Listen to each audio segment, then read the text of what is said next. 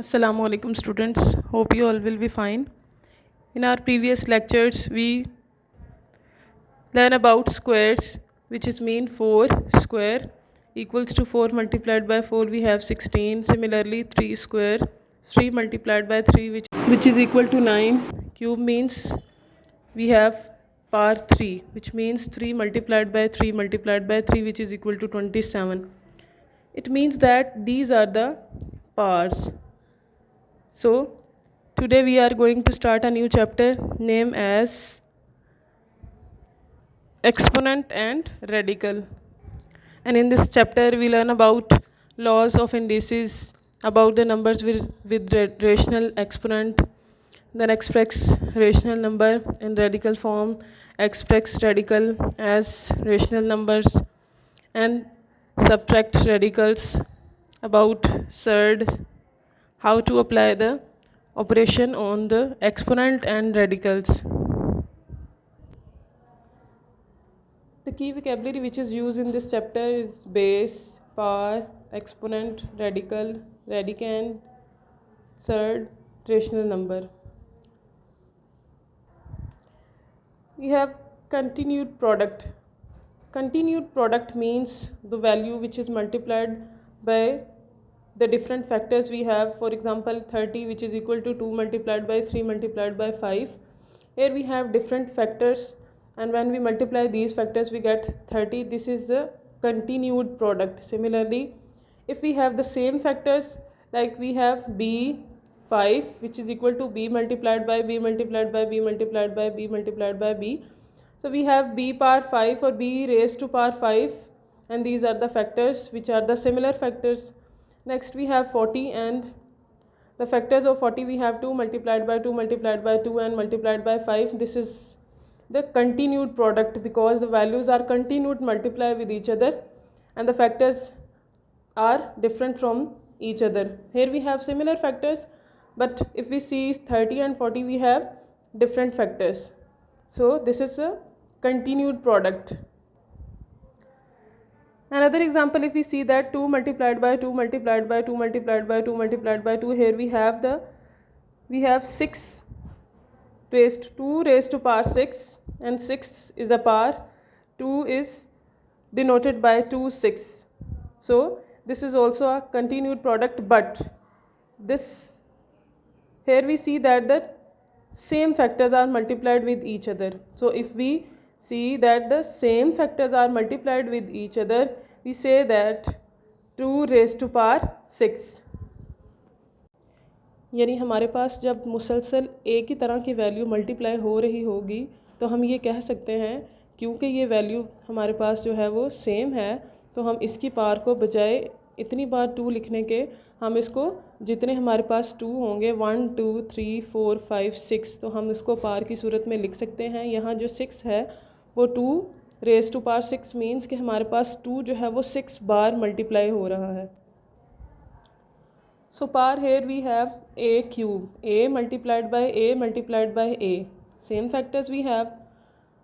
So power is 3, मतलब यहाँ पर हमारे पास फैक्टर जो है वो सेम है, तो हम इसको a क्यूब की सूरत में भी लिख सकते हैं, और ये जो क्यूब है ये हमारे पास पावर है या एक्सपोनेंट है. Similarly we have 3 6 1 2 3 4 5 6. It means that 3 is multiplied by 6 times by itself. So we write as 3 power 6, 6 is a power and 3 is a base. Next we have 2 raised to power 4, which is means 2 multiplied by 2 multiplied by 2 multiplied by 2. Here we see that the same factors, power is 4. Similarly, for example, we have 6 raised to power 3, which is equal to 6 multiplied by 6 multiplied by 6. So we have 6 raised to power 3. 3 is index और power और exponent, यानी हम इसको index भी बोलते हैं, power भी बोलते हैं और exponent भी बोलते हैं. और ये जो हमारे पास है 6 multiplied by 6 multiplied by 6, तो जो 6 है ये हमारे पास है base. क्योंकि 6 3 टाइम्स मल्टीप्लाई हो रहा है, तो हम इसको अगर दूसरी फॉर्म में लिखें तो हम इसको इस तरह लिखेंगे, लेकिन अगर हम इसको पावर या एक्सपोनेंट की सूरत में लिखें तो हम लिखेंगे 6 raised to power 3. Similarly we have 4 raised to power 2. Here base is 4 और जो हमारे पास 2 है वो एक्सपोनेंट है या पार है. Next 8 raised to power 6. Base is 8 and exponent is 6. Now we have some questions which is 2 raised to power 6. It means we write 6 times 2 which is multiply each other. So 2 multiplied by 2 multiplied by 2 multiplied by 2 multiplied by 2. और अगर हम इसको solve करें multiply करें तो 2 2 ज़ा 4 4 2 ज़ा 8 8 2 ज़ा 16 16 2 ज़ा 16 2 ज़ा 32 and 32 2 ज़ा 64. So 2 raised to power 6 is equal to 64. So if an is equal to x, then an is the index form of x, the base a which is not equal to 0, and n is the index or power or exponent. So here we have other examples. For example, we have 2 raised to power 3. Here 2 is a base and 3 is exponent or power. Similarly 4 square which is equal to 4 as base and 2 as exponent. 5 raised to power 4. 5 is a base and 4 is exponent. Similarly 8 power 6. So if we see 8 is a base and 6 is a power. 3 raised to power 4. 3 is a base and 4 is exponent or power. 6 raised to power 3. 6 is a base and 3 is a power. And here we have other examples which are going to be solved. 5 square which is equal to 5 multiplied by 5 is equal to 25. Similarly 7 cube we have 7 multiplied by 7 multiplied by 7 which is equal to 343. Next 8 raised to power 4 means we multiply 8 4 times and we have 4096 and so on. So next we are going to start law of indices. So according to first law, if a, m and n are any positive integers and a is any non-zero real number, then the following laws hold. Equals to a m plus n, यानी जब हमारे पास base same हो और ऊपर जो इसके पार multiply हो रही हैं वो डिफरेंट हों तो हम इसको बेस को सिंगल यानी एक और जो पार होंगी ये हमारे पास आपस में ऐड हो जाती हैं. यानी अगर हमारे पास बेस सेम है पार डिफरेंट हैं और आपस में बेस मल्टीप्लाई हो रही है तो उसकी जो पार होंगी वो ऐड होंगी. यानी यहाँ पर a मल्टीप्लाई a है तो हम इसको सिंगल एक बार लिख सकते हैं और इसके ऊपर जो पार लिखी है इसको हम प्लस करके लिखेंगे. So for example we have 3 raised to power 4 multiplied by 3 raised to power 2. अब यहाँ पर जो बेस है वो दोनों में सेम है यानी बेस हमारे पास 3 है विच मीन्स कि 3 जो है वो 4 बार है और यहाँ पर 3 2 बार है. तो अगर इसकी बेस को हम सिंगल एक बार लिखें तो इसकी जो पार होगी वो आपस में प्लस हो जाएगी. यानी 4 + 2 which is equal to 3 which is a base पार 6 जो पार थी वो ऐड हो गई और ऐड हो गए हमारे पास क्या आ गया 6. यानी 3 raised to power 4 multiplied by 3 raised to power 2 equals to 3 raised to power 6. Another example we have 4 raised to power 2 multiplied by 4 raised to power 3 multiplied by 4 raised to power 2. So if we add the power we write 2 plus 3 plus 2 और base को हम एक बार लिखेंगे. जब इसको plus करेंगे तो हमारे पास आ जाएगा 7. It means that 4 square multiplied by 4 cube. इसको हम स्क्वायर भी कह सकते हैं और ये हमारे पास जो है ये क्यूब की सूरत में है. And next again we have 4 square which is equal to 4 raised to power 7.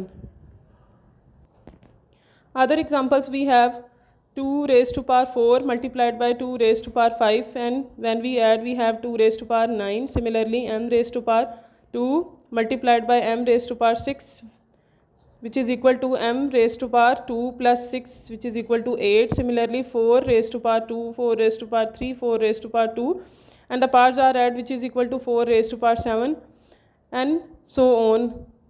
Next second law we have for a non-zero real number am divided by an is equal to am minus n. So second law के according अगर हमारे पास non zero real number है तो a m divide हो रहा a n, here the base is same but the power are different, तो वो इक्वल होगा a minus a m minus n, यानी पावर जो होगी वो माइनस हो जाएगी. For example we have 5 raise to power 4 divided by 5 raise to power 2 और 5 स्क्वायर. चूँकि ये डिवाइड हो रहा है तो हम इसको इस सूरत में भी लिख सकते हैं. जब ये 5 स्क्वायर ऊपर जाएगा, यानी जो इसकी स्क्वायर पावर लिखी हुई है ये जब ऊपर जाएगी तो ये नीचे प्लस हो रही है, ऊपर जाके ये माइनस हो जाएगी. सो वी राइट 5 4 माइनस 2, और जब हम इसको माइनस करेंगे तो हमारे पास 5 रेज़ टू पावर 2 या 5 स्क्वायर आ जाएगा. Similarly another example we have A raise to power 15 divided by A raise to power 12. इसको हमने डिवाइड की सूरत में लिखा. 12 रेज़ टू पावर जो है वो ऊपर जाकर 15 में से माइनस होगी. So we have A raise to power 3 और ए क्यूब. और अगर सेकंड लॉ की हम एग्जांपल्स देखें तो हमारे पास है 3 raise to power 7 divided by 3 raise to power 6. तो जब हम इसको डिवाइड करेंगे 7 minus 6 we have 3 raise to power 1. Similarly next we have x raise to power 9 divided by x raise to power 5 which is equal to x raised to power 9 minus 5. So if we subtract we have x raised to power 4. Similarly 6 raised to power 6 divided by 6 raised to power 3 which is equal to 6 raised to power 6 minus 3 which is equal to 6 raised to power 3 or 6 cube, and then so on. The next third law we have for a non-zero real number a, then a m bracket n which is equal to a m n. So अगर हम third law में देखें, अगर हमारे पास non zero real number है तो base which is a then m, this bracket shows that these values are multiplied with each other. ये दोनों वैल्यूज़ आपस में मल्टीप्लाई हो रही हैं, और जब हम इसको मल्टीप्लाई करेंगे तो हमारे पास आएगा ए एम एन, मतलब एम और एन आपस में मल्टीप्लाई होंगे. तो first example we have 3 raise to power 4 multiplied by 4 means bracket के बाहर हमारे पास 4 है, ये दोनों वैल्यूज़ मल्टीप्लाई होंगी. So we write 3 raise to power 4 multiplied by 2 which is equal to 3 raise to power 8. Similarly next example we have 4 raise to power 3 and out of the bracket we have 3. So we write 3 multiplied by 3 which is equal to 9. 4 raise to power 9 we have. Now we are going to solve question number 3. Express each of the following as exponents. तो first question जो है हमारे पास वो है cube root 3 multiplied by cube root 3 multiplied by cube root 3 multiplied by cube root 3. So हमने इसको exponent की सूरत में लिखना है क्योंकि ये सेम फैक्टर्स आपस में जो मल्टीप्लाई हो रहा है. तो we write it as square root 3 multiplied by square root 3 multiplied by square root 3 multiplied by square root 3. Now we have 1 2 3 4. It means that square root 3 with exponent 4, यानी ये हमारे पास जो सेम फैक्टर जो multiply हो रहा है ये कितनी बार है 1 2 3 4. तो 4 हम एज एक्सपोनेंट इसको लिखेंगे. 4 is exponent and square root 3 is a base. Similarly we have 8. 8 के लिए पहले हमें इसको सॉल्व करना पड़ेगा. 2 4 ज़ा 8, 2 2 ज़ा 4, 2 1 ज़ा 2. So we have 2 multiplied by 2 multiplied by 2. यहाँ भी हमारे पास सेम फैक्टर्स हैं और कितनी बार है 1 2 3. सो जो हमारे पास एक्सपोनेंट है वो 3 है और 2 is a base. And the next we have 2 by 3. 2 भी यहाँ पर एक बार है और 3 भी एक बार है. इसकी मज़ीद तज़ीब ही नहीं, हम मज़ीद इसको फैक्टराइज भी नहीं कर सकते. तो हमारे पास जो है वो 2 क्या होगा 2 बाय 3 रेज़ टू पावर 1, यानी एक बार है तो इसकी पावर भी हमारे पास 1 ही होगी. इसी तरह 8 बाय 27, 8 की हम फैक्टराइजेशन करेंगे और 27 की फैक्टराइजेशन करेंगे तो हमारे पास आ रहा है 2 multiplied by 2 multiplied by 2 divided by 3 multiplied by 3 multiplied by 3. Here we have same factors 1 2 3 times, so we write 2 cube. Similarly we have 3 multiplied by 3 multiplied by 3 3 times, so we write 3 cube and we have 2/3 cube. अब यहाँ पर 2 पे अलग cube है और 3 पे अलग cube है। क्योंकि हमारे पास जो पार है वो सेम है तो इसको हम सिंगल एक ही पार की सूरत में लिख सकते हैं, यानी हमने इन दोनों की पार को यहाँ पर कंबाइन करके लिख लिया, ठीक है। So 8/27 is equal to 2/3 cube और raise to power 3। And the next we have 2 raise to power -3 multiplied by 2 raise to power -3। ये दोनों बेस हमारे पास सेम हैं और अभी हमने फर्स्ट लॉ में देखा कि जब हमारे पास बेस सेम हो तो जो पार होती है वो प्लस होती है, लेकिन यहाँ पर हमारे पास चूँकि साइन माइनस है तो हमने यहाँ पर साइन उसी के अकॉर्डिंग लिखना है। So we have -3 -3 minus minus plus 3 plus minus minus plus -3 is -6, so we have 2 raised to power -6. The next question number 4, we have state the base and exponent in each of the following. So इस question में हमने सिर्फ बताना है कि base कौन सी है और एक्सपोनेंट कौन सा है। Here we have square root 3 raised to power 4 raised to power 4, it means 4 is a power और 3 जो है वो हमारे पास बेस है। सिमिलरली 4 इसके ऊपर पार नहीं लिखी, इट मीन्स जो पार हमारे पास है वो 1 है and 4 is a base. Next we have 2 -3 bracket 5, यानी पार जो है वो क्या होगी 5 and 2 raise to power -3 is a base. ये ब्रैकेट ना हो तो हम इसको मल्टीप्लाई करके जो हमारे पास आए वो पार की सूरत में लिख सकते हैं, लेकिन जब हमारे पास ब्रैकेट मौजूद है तो ये जो वैल्यू होगी ये बेस कहलाएगी और पार जो है वो हमारे पास 5 होगी। Similarly, we have x raised to power -4.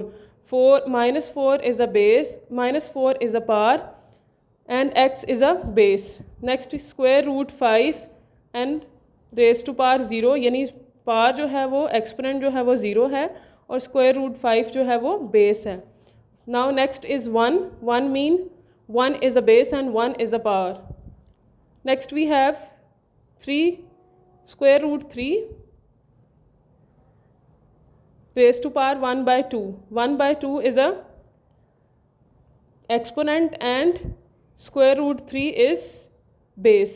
Next we have 5 1/2. 1/2 is a base, 1/2 is a power and 5 is a base. Next we have 3a square raised to power 0. 0 is a base, 0 is a exponent and 3a square is a base. A square raised to power 1. So 1 is a exponent and a square is a base. Okay students, Allah Hafiz.